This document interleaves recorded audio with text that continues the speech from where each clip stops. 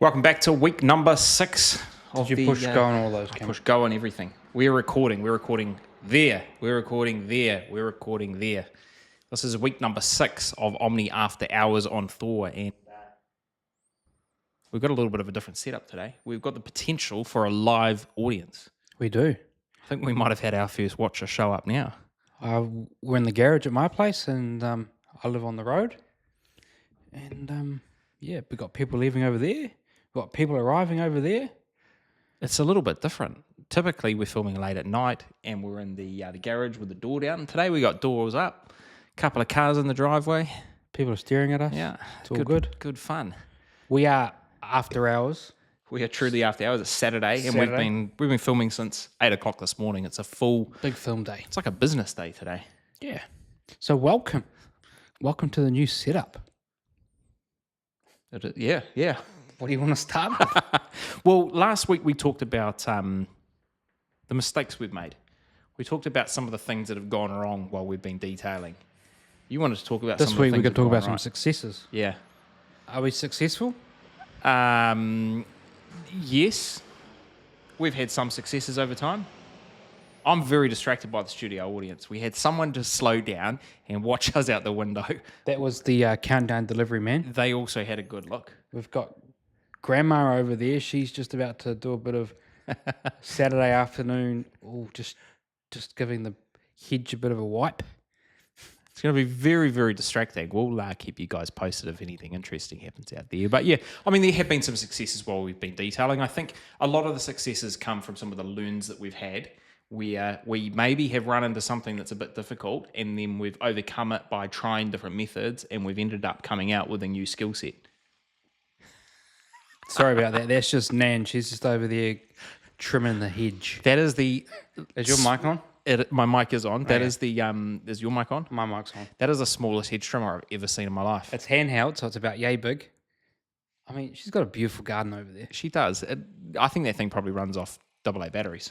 Actually, those are like those new still hedge trimmers that have come into play. You know how everyone's gone battery powered? Yeah. And For still years. has launched their battery version. You know, you got Ryobi, you got Milwaukee and all that kind of stuff. Well, Still has actually got a range of little tools for little gardens, and that's exactly what she's got over there. Little tools for little gardens. Well, you got the big tools for the big gardens. You know, your big 3-acre wood sort of type places. Okay, And then you've got the little stuff for Nan to shave the hedge and have a look at the roses, get the roses looking nice. Do you know the thing that still blows my mind is that the amount of people I see out and about who have electric tools.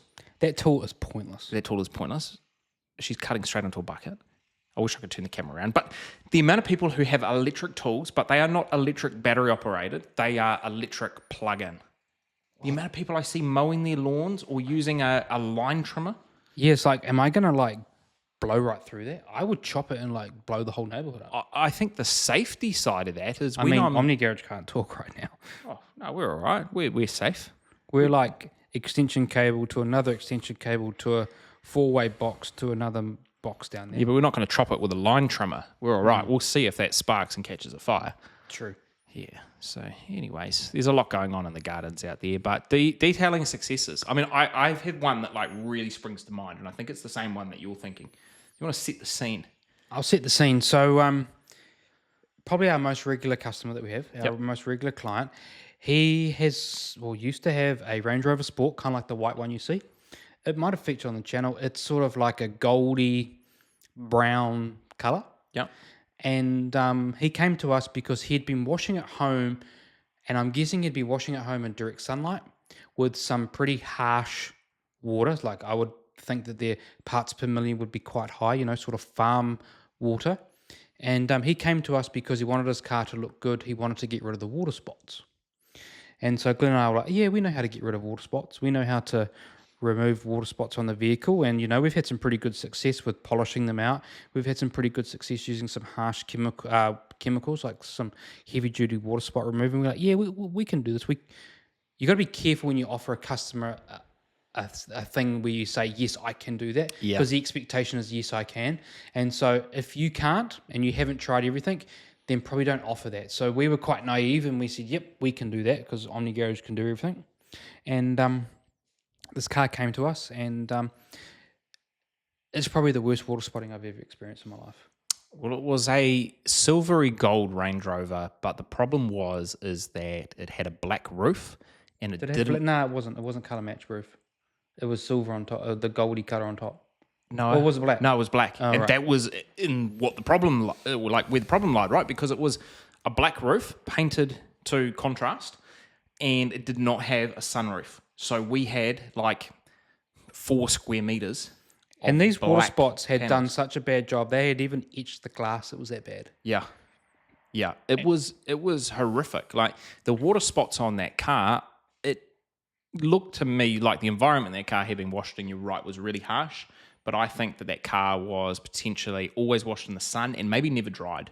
Probably just dried to.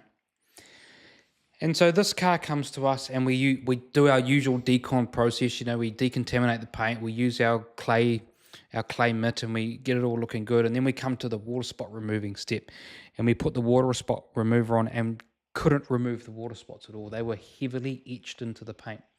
Now, there's sort of this thing about water spots, right? Is that when you rinse your vehicle down for the last time, you're left with water on the vehicle. What happens is the water then evaporates, and you're left with minerals that are left within the or left on the paint. Now, over time, what happens is that first application of the minerals left on the paint is usually not that bad. It hasn't had time to embed themselves, but you do it again, and you do it again, and you do it again, and it's sort of adding water spots or adding minerals 1% at a time. And every time that calcium and all those minerals start to build up, it's when it starts to become quite bad.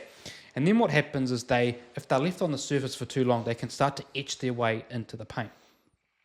Now, a water spot remover will remove any sort of light contaminants or any light minerals that are on the surface, and you could maybe stop the water spot process from happening, but you're not going to remove any etching of the water spot. So if the water spot has managed to etch its way into the clear coat, you're not going to be able to remove that from a water spot remover.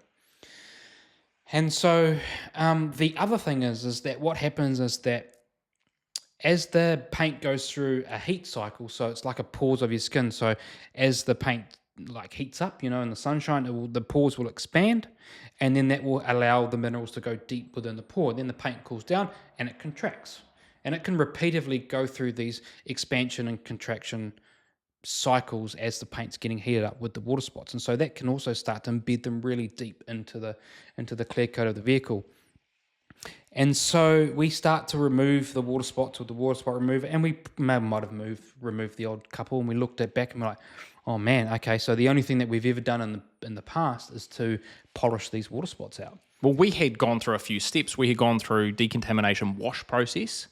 Once we had done that, we had brought out the water spot remover and soaked the whole car down and agitated it with a microfiber towel, which typically would get kind of any of those surface level water spots out.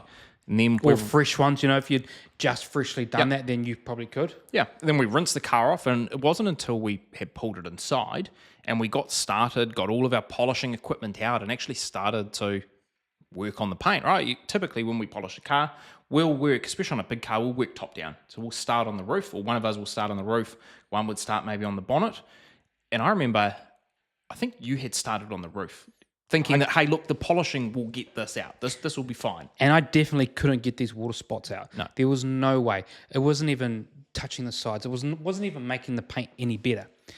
And so I remember sitting there going, hey, we've really promised this client of ours, not promised, but we've definitely heavily weighted the conversation towards us being successful and being able to get rid of these water spots out of the paint. Now, when you say that to your customer, you damn well better get those water spots off. And so I remember polishing this going, man, I'm going to have to think of a way how to fix this. And, it was kind of like like a euphoria moment, like a, moment. Just hit you.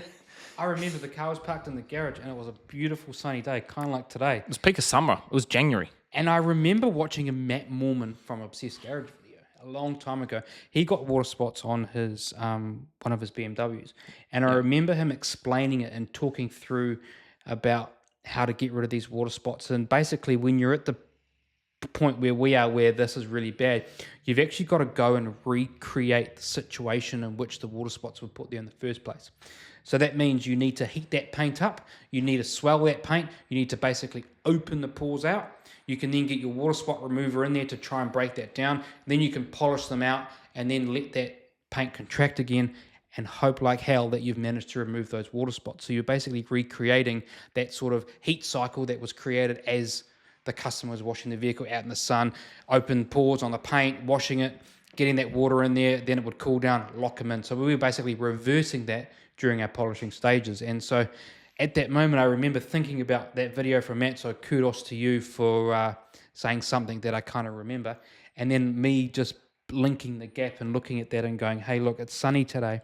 We need to back this. I remember saying to you, we need to back this vehicle out. We need to sit in the sun for a bit. We need to go and have lunch. Let this paint really heat up to get really hot. And then bit by bit, I'm going to spray my water spot remover on there. I'm going to really buff it out. And then I'm going to come in and polish it straight away and hope that we can get these water spots out. I remember that you were using, obviously, the water spot remover, but you ended up getting out one of the like color lock leather brushes that we would use to agitate like seats in the interior. Rather than using a microfiber towel, you were using that in order to agitate it. Well, scratches was not my problem. No. What was the problem was water spots. I can fix the scratches, but yeah, you're right.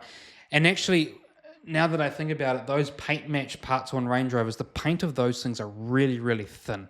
And in fact, on our Range Rover, I blew through the painted black roof on there. On the pillar? And yeah, no, up the roof on our one, there's like a little mark where I've blown through it. So the paint is really thin on there, but yeah, this car got the water spot removed, got the water spots out, and now it's like, okay, cool. So during that process, I've managed to remove the water spots, but actually, the risk now is that we correct this whole car, we pull it into the garage, we then coat it, we give it back to the customer, and that cycle takes place, and the water spots come back. Because what's happening through that process is when you're heating the paint up, it's swelling. So what can happen is it can mask the fact that, hey, look, just because it's swelled, it looks like there's no water spots, and it's not till you get it back in cool conditions and the paint has had a chance to contract again that then the end results are actually going to show. We were lucky that we had that car for the better part of a week in our possession, so we could monitor what was going to happen. And so I remember spending 5 hours on a roof of a Range Rover that no one's ever going to look at. It was a lot of time. No one's ever going to look at that. No one's ever going to notice that. And I was getting sunburnt like no tomorrow. But I remember that when the customer came to pick that vehicle up, I said, look, dude, I've spent 5 hours polishing your roof. You are going to get up on a step ladder and you're going to have a look at your roof. And I'm going to show you. I want you to look at this because I've spent so much time on here. And actually, if you go back and have a look on our channel, I don't know if there's a video on it, but there definitely is on our social media account where we've gone through and I've done like a before and after and talked about the process. So thank you, Matt Moorman, again, for sharing some good information. That little fragment will stay in the back of my mind forever, and I think that is probably one of Omni Garage's potential to be the world's biggest failure for us. To say that we could remove water spots, have a customer come back and pick this car up and go, you guys did nothing. But I think that managed to turn into a real big successful thing, and I think going forward there will be probably never another problem with us to remove water spots because we know how to handle something when it's really bad. Yeah, I mean, that was a perfect opportunity to overpromise and underdeliver for a customer. And thankfully, you know, I think this is the benefit of watching so much YouTube and watching other people do this, is that you pick up on little things. And yeah, maybe in the moment, what you had heard from Matt Moorman wasn't something that you needed, but you in that moment had that like, and it's like having a toolbox, right? And that you can have a toolbox that's so big with nothing in it, or you can have a toolbox that's so big that you've got all these tools in it that you'll never use until one day that you need it. So I feel like sitting down, watching YouTube and thinking about things and being involved in a detailing community with such a large group of people is that every time you speak, you're grabbing like another little wrench going into the toolbox. You're grabbing another little wrench and another little bit of this and another this. And half those tools you're never going to use, but one day you need to pull them out. And I think the bigger the toolbox with the more useless crap in it that you've got, I think leads to the biggest potential for you to fix any problem that gets thrown your way. I think the funniest thing for me with that was the fact that you got the stepladder out when he arrived, and there was no two ways about it. He was going to stand there and have a look at the roof, and I don't know. I feel like that's something I struggle with a lot of the customers that we have, is that generally the vehicles are coming in pretty poor condition, and you you want to be excited and show them, hey, look, here's what it looked like before and here's what it looked like after. And I think that a lot of that is about the environment that you provide when a customer picks up the car. You know, are you able to display it in a garage or outside in direct sunlight where the lighting conditions are great and you can show it? I think the second and probably the most important piece that we struggle with is the customer actually interested in seeing the before and after? Or are they happy? They're going, hey, it's shiny, it looks clean, and they want to drive away with it. And that's a funny point that you bring up, because actually a lot of customers don't care. A lot of high-end customers who have got the cash to blow on making something that doesn't need to look good, is that these customers sort of have never really asked how much it costs. They sort of bring their car up and they drop it off and they leave, and then they come back and you're really excited to show them what it looks like and show them how to take care of it, and you want a little bit of reaction from them because you've spent quite a bit of time on it. But actually 90% of customers don't care. Yeah, I mean, you don't want the reaction to give yourself a pat on the back. You want the reaction to understand, are they happy with the car and the results that you've got? But we haven't really had that an awful lot. There's maybe been a couple that will really inspect it. So no one comes in and closely inspects the paint as to the level that we would do. And I find it odd, though, because if I was going out and paying for someone to do this to my car, when I picked it up, I would be inspecting it and I would be looking at it closely and I would be celebrating the little successes, going, oh my goodness, that bit looks so much better. And I just find... just something rather than just a mediocre response of, oh, thanks, see you later. I'd be interested to hear from some other detailers who are doing like not just a wash, not a 2-hour detail, but doing a multi-day, multi-step detail. When your customers, your clients are coming to pick up the car, is there a process that you take them through? You know, are you walking them around, or are you just giving them the keys and off they go? Because I think it's easy to just give them the keys and off they go. Yeah, so we sort of start by, when the customer picks up, we do have a little conversation about, what we've done, and then that usually will gauge whether the customer's happy for you to continue on about how you'd like to look after it and things like that, or if it's the point where the customer doesn't care. Because we give the client a little package to go home. So we use G-Technic ceramic coating, which means that it comes with a warranty card that's associated to the bottle, and that's for them to go and register online. We also give them like a little little hanger to go on the windscreen to say, hey, don't wash my car, it's ceramic coated, when you take it for your when you take it to the service centers, how they always want to wash it. So we give them a little bundle of information, and it's up to the customer whether or not they want to deal with that. But generally we get a bit of a gauge, and most of it is like, okay, we've washed your car, it's ceramic coated, here's the product, and that's about as far as we get. Customers are usually not really interested in having a in-depth conversation about how the process went, which is a bit strange when you're spending sort of around the ballpark of $5,000 over a couple of day period. You'd want to kind of know, well, where's my money gone? I mean, that's the same when we're dropping the car off to them or when they're coming and picking it up from us. So we offer a complimentary pick-up and drop-off service with all of the services that Omni Garage provide. We've just kind of built that into our cost, our time to have to do that. And it's probably a 50-50 split, whether someone comes in to pick up the vehicle or we drop it off to them. You lose even more control when you're dropping off the car to them. It's their conditions. You can't get it in optimal lighting to actually show them the work that you've done. And we usually have the car sort of backed into the garage with the garage door closed, so that if the customer does come and pick it up, they don't just see it getting little bits at a time as they arrive. It's sort of like a wow moment when you lift the garage door up and there's the car, and then they can walk around. So we sort of like to make it feel like a little bit of a showroom when you're picking your vehicle up, which is something a little bit unique. But I don't know if most customers are interested in that, but we just sort of deliver that just a little bit of extra wow for them, because that's how we decide to do things. I think point of difference, like if we were detailing in a shop rather than in a home studio, I think the way I'd like to present a car when someone comes to pick it up is it's not a drop-off, it's ready, presented for them to come and pick up. If I'm thinking like perfect world here, I'm going, the car is in the front of the shop, maybe the glass window bit. Okay, perfect world, it's on a little turntable and it's spinning, okay? And it's got one of the black satin cloths on it that you get when you're going and purchasing your new car. And there's a TV in the background that is just slowly rolling through the before photos, because every time we get a new car through, we take before photos. Now, I think the before photos are really important. Two things. Number one, it's to show the precondition of the vehicle. And that way, you don't run into any issues when it comes to potential damage. You can show that, hey, look, here was the state of the vehicle when we received it.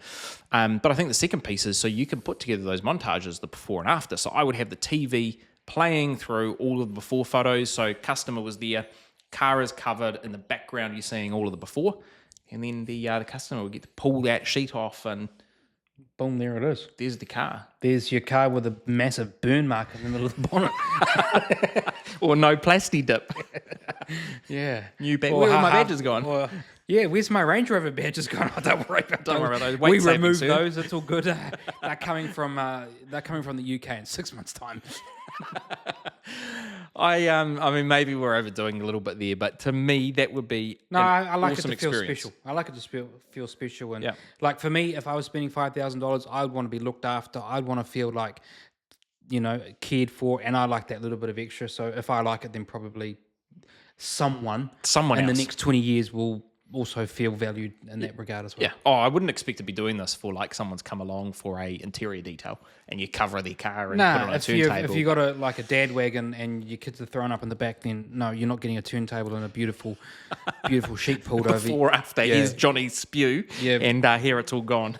Your Mazda daddy wagon with sliding doors and 4 rims that don't match. Like, there's no way you're getting a beautiful little satin cloth over it. I feel like that would be a good viral clip though. If we put the satin cloth over that and pulled it off and then opened, slides the door and... And there's like just car seats full of sick and Well, like, sorry, so you didn't pay for the interior detail. yeah, but man, we've blown through the hood of your oxidization and clear coat failure, but man, it's looking good. I'd be just keen to hear from other detailers. How do you present vehicles when they're ready to be picked up, and what's the reception you get, Are people interested in walking around? Because my goodness, I am, and I'm really keen to show people as well, but I just don't find that we Well, get I just that. want to sit back and talk and say how you can care for it and all that kind of stuff, but people just aren't interested. I think the other thing that we're potentially lacking, and I would like to create the content, is specific how-to video. When they pick it up, there's probably a couple of questions that we get asked. We get, how do I look after this now?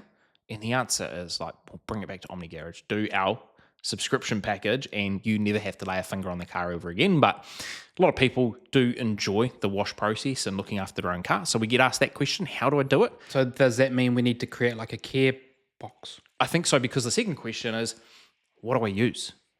Well, Those are you the use two this questions. bucket, you use this soap, Yep. you use this rinse this wash, you use this drying aid, you use these towels, and then come buy another package when it runs out. Yeah, I think we need a resource. I think we need a video showing... Videos is quite a funny one because Omni Garage has made 400 videos now. No, 300 videos.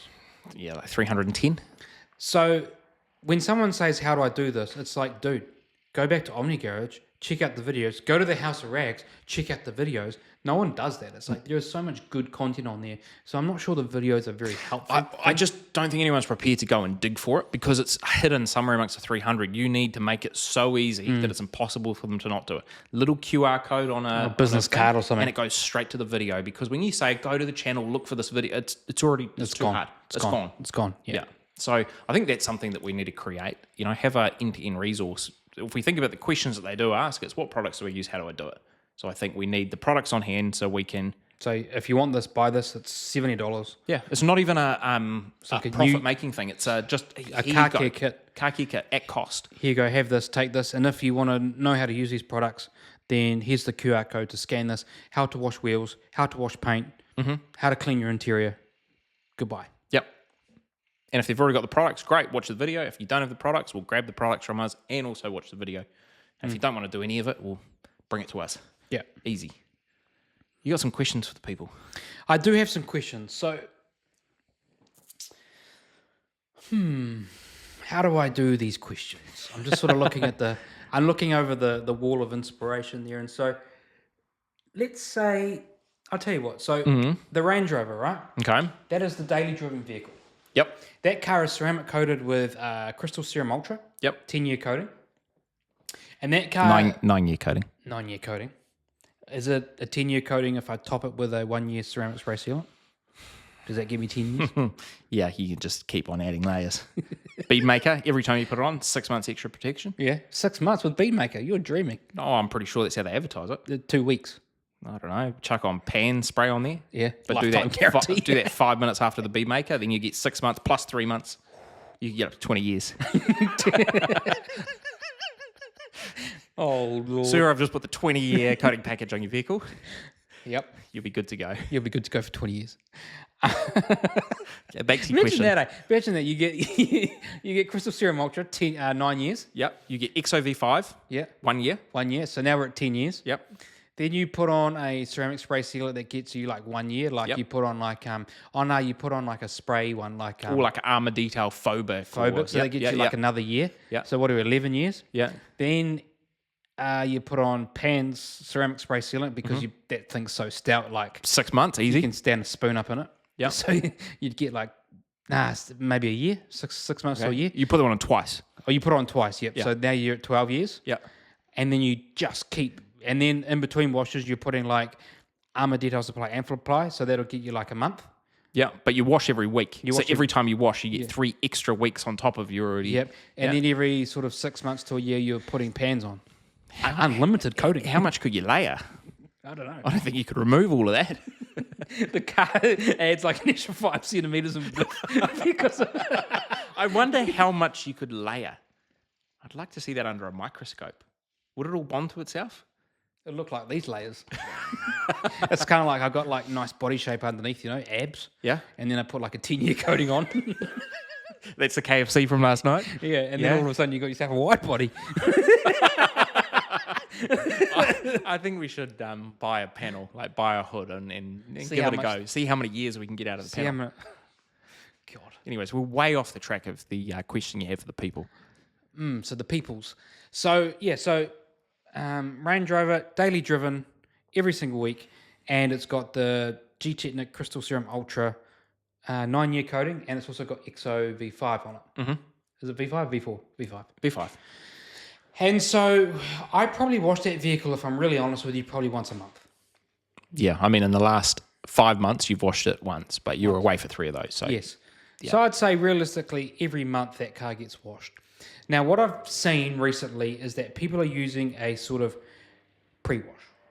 Yes, like a touchless type thing that Like you're a using. touchless product. An So acidic you've got product. yeah, it's usually like a high pH wash. So you could use Detail Co. Eddies, you could use their high pH wash. Mm-hmm. You could use Yum Cars high pH wash. You could use, what is the other one that people like? Labo Cosmetica, their high pH wash. And so people are using this high pH wash where it's like they're spraying it on, they're letting it dwell for a period of time, and then they're rinsing it off. Yep. So they're using that first, then they're getting into their contact wash.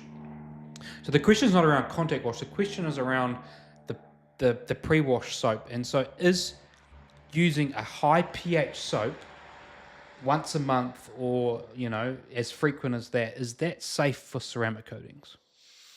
Bearing in mind that ceramic coatings have got a pH, they're safe for quite a high pH, probably around 13. 12 to 13, yeah. Somewhere around about there, really and hard about coat. as low as sort of 2 or 3, 1 or 2. So the pH scale of most decent ceramic coatings is quite high. But what I'm saying is that if I'm using a high pH soap every couple of weeks on my vehicle that is pretty heavily got, it's got that road film and stuff like that, as a pre-treat, is that safe enough for me to use regularly like that, to do that in my wash cleaning process? Like, is that going to drastically degrade my coating to the fact that I shouldn't be doing that? Should I only be doing that occasionally? What is the recommendation around using a high pH soap as a pre-treat regularly? Yeah, I mean, if you went and had a look and keep it really simple, you could go, okay, my coating is good to pH 13. The pre-treat I'm using is a pH of 12. I'm all good. I'm fine. I'm under that. But it's like, how close? How close is that? And is that going to start to degrade it over time? Like, is it saying like, no, you should only use this 5 times a year because you'll degrade your coating too quickly? Like, so I don't have a problem with using the products. Like, that's fine. I understand where that fits in the process. But what I have a problem about, or not necessarily a problem, but it's just my lack of understanding here, is that how safe is those products to be using all the time? Because that's how I want to wash. I want to use a pre-treat. I want to get most of that junk off the car before I come into my contact wash. So that's question number 1, is that can I use this all the time? Mm-hmm. And does it matter which one I use? Like any good brand that the Thor, company carries, can I use any of those and it's good enough? Like there's enough there that I can use this regularly? There could be the argument, though, that is actually improving your coating because you're unclogging the pores maybe, right? Yeah, like, so I don't know. So anyone watching this, anyone who's interested, can you comment and let me know? Like, I just don't want a yes, like I want a decent explanation. So from someone who's got a level of intelligence about them who can actually explain that and see if that's good enough. The other thing is that you can take this one step further, and I notice that people are doing like a pre-treat on a pre-treat. And so what I mean by that is that when the car is quite dirty, they're doing like a citrus spray. So recently, House of Rags has had Yum Cars is the new product release that I've done. And, during that small business week, they were using that a lot. So can I be using a citrus pre-spray on the vehicle, like in the spray bottle, and then come over it with my high pH pre-soak wash and rinse the vehicle like that? And is those products combined together, is that safe enough for me to use every second wash, every sort of once a month, once a fortnight? Like, is that really safe, those products to be using routinely all the time? Or is that a combination that should be left for 3 times a year? If you don't know the answer as well, but you have a resource, so you've seen a video, maybe just link the video to us below. I'd be really keen to explore a bit more. And we can go and look for it, but I'm keen to know what you guys, the viewers, have to say about because my ideal situation would be that in the lower half of the vehicle, around just past the front wheel, there is an area of the vehicle, especially on white cars, that gets heavily hit with a lot of road film. And so I'd like to use a citrus pre-spray. I'd like to spray that down. I'd like to get my high pH soap, let that dwell, rinse it off, have a relatively clean car before I come into my contact wash, or actually pull it into the garage for a rinseless wash. So that's how I would like to wash every single time I wash the vehicle. Are those two products, the high pH and the citrus pre-clean, are they safe enough to be using all the time like that? Is that going to degrade my coating? And I don't mind about it getting rid of my sacrificial layer of my drying aid or my ceramic spray sealant. I don't care about that. But is those two products safe enough for me to be using in my wash process every single time I wash the vehicle? Either sort of once a fortnight, once a month sort of wash. So let me know what you think about that. I actually went browsing on the House of Rags website last night and just to have a look through the new products, particularly the House of Rags Australia, because I'm patiently waiting for the oxygenator from what's the company? Biobombs. I'm waiting for the Biobombs oxygenator. Anyways, I was browsing through and I came across some products that I hadn't seen before from Labo Cosmetica, and they are pre-treatments in the rinseless space. Have you seen those? You've got like the high, the low, but for rinseless applications. Yeah. I think that's quite interesting. I want to get my hands on those. I think that ties into the whole process that we're looking at exploring, which is the pre-treatment, because I think that that's something that, especially entering into winter here in New Zealand, is something that I'm really keen to start. I think it's called like Prelitio. Is it Prelitio? Oh, I'm not sure. I wouldn't know. But exactly like the 3 pH system they have with the soap, they have exactly the same it's for 3 rinseless. pH soap system for rinseless. Yeah. Yeah, so you can do exactly the same as you can with the soap process. So yes, I have seen those. I think that that's just something, because we're about to hit winter here in New Zealand, something that I want to try. We're going to be driving in rain more. We're going to get more film on the car, more dirt. And because it's daylight savings is finished as well, you're actually driving in the dark more. So we're going to get a lot more bugs on the car as well. Yeah. So I think the pre-treatment is something that... And we've got a whole heap of like high pH soaps that I can see up on the shelf there that we will be waiting until the vehicle is dirty enough so we can go through and do some testing to see which sort of high pH soap we think cleans the vehicle the most and gets us closer to the cleanest vehicle before we start to come in with our sponge. And so we're just waiting for a vehicle to be dirty enough, because when your car is ceramic coated and it's summer, a little bit of rain and that vehicle's clean again. And so we're just waiting for that time. But I thought we'd just ask that out because, I could text some of the guys in the chat about what to do here, but I thought, just ask it at this forum, and it creates a bit of engagement, which is always handy with the discussion. I want to talk about product of the week, something you've been playing with a little bit over the last, what is it, last few nights? You have to go grab it over I'll there. go grab it. You intro it while I go grab it. So we're going to take a little bit of a break from the video, a little bit of a break from the discussion, and we're going to talk about product of the week. So if you don't care about product of the week, go grab a drink, skip whatever you want to do, but here it is. So this is Detail Co. Interior Protect. And so this product is quite unique, I suppose, is it? Maybe. It's quite unique in the fact of how it works. And so we've just finished filming a video on all of our interior cleaners that I've kept. So we've kept a whole range of interior cleaners, and we went through and we discussed each one about why we like it, why we don't, and how we choose the best interior cleaner that we like. And so part of that process of elimination is that the way that we clean interiors is that we use a very mild cleaner all the time. And we use one that's quite heavily alcohol based. And the reason for that is that it does really well on trim, does really well on dash, does really well on screens, does really good on piano black, does really good on leather, Alcantara, and upholstery. And why we like a heavy alcohol-based cleaner is that when you clean on those shinier surfaces like your piano black trim and your screens, it flashes away to nothing, which is really good for us because then when the customer comes and picks it up, we don't have streaky marks everywhere, etc. The downside is that those products don't typically have any UV protectant in them. And so, living in New Zealand, we have really harsh UV. We have really harsh sort of sunlight that sort of can fade trim. And so I don't like using an interior cleaner that has a UV blocker in it because when you use that on your interior trim, your piano black and your screens, you get smudging everywhere. And I haven't found one that doesn't smudge. We talked about this in the video, and a comment that you just made was we have really harsh sun here in New Zealand. So to give some context to that, the ozone layer is very, very thin here. So if you're in the UK in summer, you might hit a UV high of 4, maybe 5 on a really, really hot sunny day. In New Zealand, we commonly hit 12 or 13. So to have a product in that category is really important for us because, especially with older interiors and cars, at a UV of 13, if they are parked outside, they are going to have really fast-paced damage or accelerated damage compared to a car that may be in a lower UV environment. And so we like to use an interior cleaner that doesn't have any of those protectants in it for those reasons I just explained. But at points throughout the year, I like to add some UV protection to the interior of the vehicle. Now, this is why I use this product. And so I can add this wherever I like to any surface because it is just in this form. It's not in my interior cleaner. So I like to apply this to the front half of the vehicle only, mainly to the top part of the dash and around the door cards and the trim because those are the parts of the vehicle that's going to hit with the harsher sunlight. In New Zealand, we're not allowed to have window tint on the front windscreen. And so that's just basically a fishbowl. That's the part that's going to get hit by the sun the most. And so just for the front half, gives me a little bit of protection.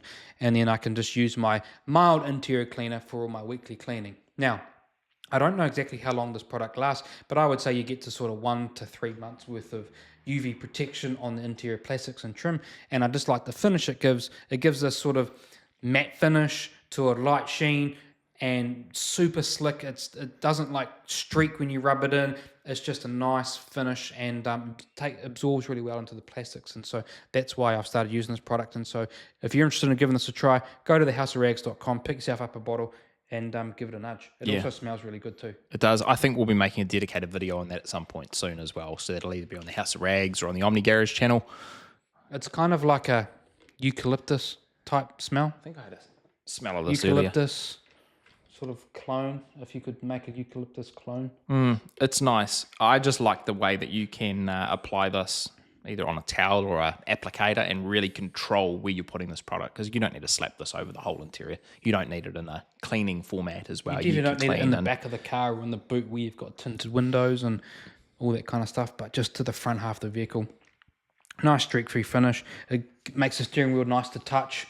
And so I really like using that product. Probably one of those products as well that you can buy them in the 16 ounce. So I don't think you need a gallon of this. No. Buy the 16. It's going to last you a long, long time. And then, grab another 16 when you're ready. That's product of the week. You said you had a few questions for the people. You've only asked one. I've only asked one. So I do have another question. And I have actually spoken to Eddie about this question. Okay. Is that what we're seeing is, we're seeing the high pH washing, but we're also seeing low pH washers. I feel like this is something very recent that's come into detailing. It's kind of like last year was rinseless washers, right? Yeah. The last couple of years were rinseless washing. This year it's like 3 pH washers. You need all these 3 pH washers. You need a high pH, low pH, and a neutral pH. It's an interesting spin, isn't it? Because if you speak to Ivan LaCroix, he says you don't need any pHs. You just need one soap. Yeah, I know, because I'm thinking about we want to simplify this stuff for people. And if you don't require all of these products, why would we tell you that you need to buy all this stuff? Now, I'm totally aware that a lot of manufacturers have all of these products, and why would the manufacturer not? And why would the manufacturer say you don't need them? Because in the essence of selling more product, of course, yes, you need the neutral, you need the high, you need the low. I don't want to waste our time doing any of these either, though. No, so that's why I'm trying to feel out what people think. And so in the world of low pH washing, so low pH washing is going to remove like your minerals and your deposits from your paint. It's also going to remove those minerals and deposits from ceramic coating. So I understand from the ceramic coating point of view, because what happens is that those coatings can get quite clogged. So if you're using, you're using harsh water that's got high mineral content, over time you get minerals 1%, you get minerals 1%, you get minerals 1%, 1%, 1%. And so you're slowly building up this mineral film onto the ceramic coating. There'll get a point where it'll fail. And we've definitely seen customers come back with failed ceramic coatings, what looked like failed, usually around lower half of the vehicle, around the wheels, and that's because it's just getting hit with all the stuff. So you do need to come in and you need to cleanse the surface. So I understand that, and you'll be able to rejuvenate the ceramic coating back to the properties that they experienced when they first picked it up. So I understand that you need the low pH wash there to get rid of the mineral buildup that might be on the ceramic coating. But we also a place where you could also use this is that you could use your low pH wash when you're doing your decon process. And I asked Eddie, is that if I use a low pH wash when I'm cleaning the vehicle during the decon phase, does that negate the use of me using a water spot remover in the last step of the decon process? Oh, okay, so is it going to replace that for you? So can I just use a low pH wash? I can activate it with my wash media. I can rinse it down. And is that enough? This is the question. Is using a low pH wash enough to remove the minerals from the vehicle? And is that powerful enough so that I no longer need to use a water spot remover in my decon process? And his answer was that if you use a low pH wash, that might be enough to get rid of the minerals that are on the surface if it's only got low contamination. But if you have high contamination, then you need to go in and use a harsher chemical, a higher sort of concentration of that, which would be in the water spot remover, like a standalone. I think I don't think it's going to replace a water spot remover altogether, because I think that in the example we talked about earlier of the spot treatment, like I think you do want that slightly harsher chemical where you can go and use it in a spray format and apply it. But had we not had those heavy water spots on that Range Rover, we could have got away with potentially removing some lighter spots using using a low pH system. Low pH soap. I could get in there. Can I remove the water spot? Well, can I remove the minerals that are on the surface that were always going to be removed? And is that enough? Is a water spot remover pointless? I don't know. So that's a question to the forum as well. And so there's Eddie's answer. My answer is I don't know. I'd like someone to come and say, hey, you don't need a water spot remover, just use a low pH soap. That would be cool. But do you need both? Is there a time where you need both? Like low pH is enough for a little bit of contamination, a little bit of water spots, and if you've got light spotting, it might be enough. But then you need to assess that when you come into the later half of your decon and go, hey, look, it hasn't quite removed it. Do I need to hit it a bit harder with a water spot remover? I don't know. We've asked a lot of questions of the audience today. Please drop us a comment if you've got any answers or any resources. I think some of the questions might require quite a lengthy response. So if there's a video you've seen where you've got your knowledge from, let us know that way, and we'll give the video a watch and report back once we've got some feedback on that over the next little while. You got any questions? I think the people have had enough questions this week. I can't throw something else at them because we actually want some answers to these. It's quite funny because when you do a podcast or when you make a YouTube video, I feel like the people who are sitting back watching you expect that you know all the answers. Or we don't know all the answers. They expect that you know what you're talking about. They expect you know the chemical makeup. They expect you know how that product's going to work. They expect that you know how it's going to work in your environment plus 999 different other environments. That's the beauty of Omni Garage, though, because we've always claimed from the get-go that the videos that we make are around our experiences with products, and generally they are our impressions and our thoughts. We're not breaking down the chemical makeup of products. We're not trying to do really scientific 50-50s. We are giving you the real world thoughts as if you went down to the store, bought the product home, started using it on your car. How would you experience it? Because not everyone's pulling out tape and doing 3 different sections and different methods and stuff. But where I'm going from this is that they expect that you know how that product works. Yep. And so it's actually quite a lonely place to be. Like, because you feel like you should know and you should deliver all the information. But actually, it's actually at the point where it's kind of like a two-way street here, is that you might use it, but actually you don't know how it all works in other people's environments. And so it's nice to actually be able to ask the people on the other side of the TV screen about how they like the product. What are they using? What are their experiences with it? What products do they use that you haven't tried? And so it seems like from our point of view that we know all the information and we're regurgitating it to the people, but actually they need to maybe give us some feedback too and say, hey, look, try this, this is how we like to use it, this is, like, so it's more of a relationship rather than I know all the information, I'm telling you, do what you like with it. Do you see what I mean? They gave me some feedback recently. Did they? Do you remember what they gave me feedback on? No. But okay. We were talking about so 3pH. before you even go here, right, there's feedback, and then there's like, I've got fat fingers and I'm going to sit here and type whatever I like. See, I don't really, I get it. I do not care about the negative comments on YouTube. Like, they don't. It's so they, funny, They though. make me laugh. They Yeah. don't make me angry. Like, I find it quite funny that someone would ever take the time to go and, Well, first of all, to log into your YouTube account, to spend their time watching my video. to And then log into their YouTube account, to then get their keyboard out of their Hewlett Packard from 1940 and boot that bad boy up, but it's got dust on it, with their like butt-stained computer chair, and then type a comment that's just so like dumb. Well, it's not even dumb. It's offensive, some of them. Yeah, some of them. Some of them are pretty offensive. I mean, they make us laugh, so maybe keep them coming. But I find it quite funny that someone who hates the video and hates everything we've got to say takes the hates time the product, to watch hated the, the product video. for 40 years, Yeah. clicked on it, and it's like, I'm going to sit here while I eat my big bag of Doritos and then spend 20 minutes of your time that you're never getting back listening to some clowns talk about a product that you don't even like, to then spend time writing a comment on a product you don't like in the most uneducated way possible. Well, an example of that would be the ones that we just hit them back with a Kiwi flag to, when you have a funny accent, you sound strange. What value are we adding with this comment? Yeah. We're not adding anything, so that's where we just give you the big thumbs up or the Kiwi flag in response. Yeah, and then we It's, get some pretty hateful comments, but it's like, we just don't respond to you. If you don't sound half intelligent, if you don't sound half interested in the product, add value, then you're never going to get a reply. And we reply back to 99% of the comments. We do. So if you haven't had a reply, it's probably because you sound stupid. Yeah, we're pretty good at responding to most comments, and generally, if you've got a question for us, and it's not something that you just haven't used your brain with it as well, right? Like, there's an unanswered comment I was just looking through before on one of our Ryobi videos, and they're asking me which type of screw they need to attach this to concrete. And it's like, well, in the video, I'm not attaching it to concrete. I've told you what you need for the application we're doing. Simple Google search will find you concrete anchors. I'm not replying to that comment. Yeah. But yeah, If you got something interesting to say, we'll reply back. And if you going to take on board what we've just asked for the high pH and the low pH, drop us a comment in there, and we'll respond back to you and have a lengthy discussion. And I think it's healthy to have these types of conversations, because it teaches us something, it teaches you something. We create a discussion.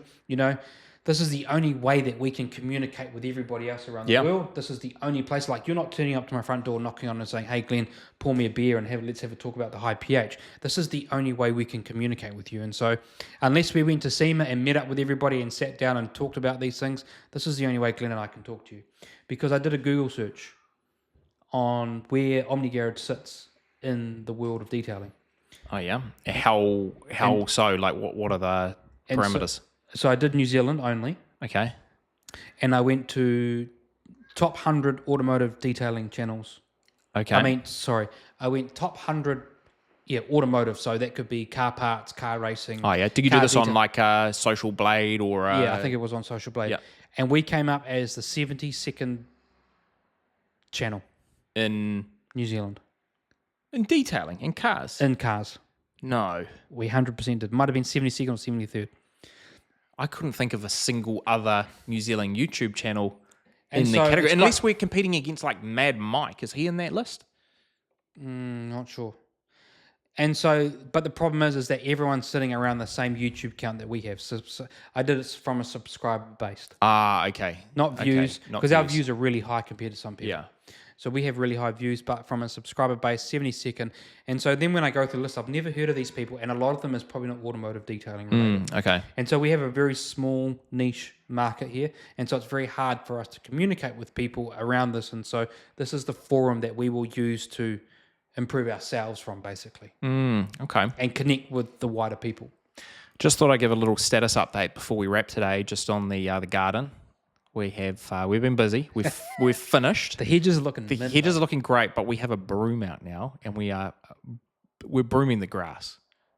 And she can't have cut much off because that bin that the bin that the leaves are going in, that she's trimmed off, is no bigger than my garbage bin at home, like the under the sink one. But maybe she's out there every couple of days doing that. She would be, yeah. Yeah. And so we got the broom to like broom the grass, and then we have a little, what would you call that? There's a little dustpan. dustpan and little handheld broom. And just It's been quite entertaining. We actually haven't had anyone walk past doing this podcast. What will happen is we will wrap up right now. We'll start to organise our footage and tidy up the garage, and we'll have 20 people walk past. So no quite a live nice audience. spot. No live audience. Yeah, I've enjoyed the breeze coming through, having the garage door up. So I think we'll and what I quite like is that I've got like stuff to look at. and create a conversation around. How about pulling these up at the beach one day? Oh, we should do that. And I think we should have a chair for a guest. Just bring someone like. Just have a chair, sit down, have a little sign out saying, want to be on the podcast. Don't say anything stupid that gets you cancelled, but pull up and tell us about your life. Come along. I'd be quite keen before it gets too cold to try something a bit different. Maybe we take you down to Mount Main Beach, bring you around the city a little bit. But we need we power. don't. No, we're all right. As long as we keep the podcast to like 40 minutes, We don't need got power. enough batteries. We don't need power. Let's give that a go. Maybe not next week, but sometime soon. We'll bring you to a You're local committing beach. us real big. I'm committing us. I'm not sure I'm ready for that. I don't care. What? Take you outside of your comfort zone. Take Thor Media outside their comfort zone.